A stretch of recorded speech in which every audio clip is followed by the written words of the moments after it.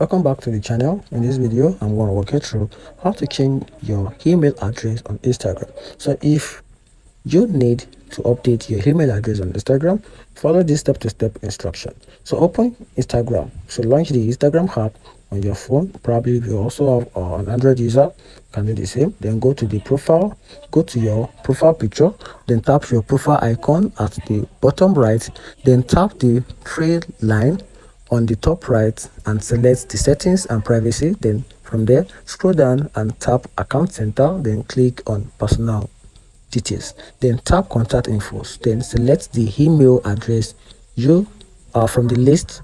Then from there you can delete the old email and type in your new email address and tap next, then verify your email address. Instagram will send a verification email to the new email address, then confirm the changes. Then once that, open the email and click the verification link to finalize the update from your mail. And that's a simple step-by-step guide on how to change your email address on Instagram.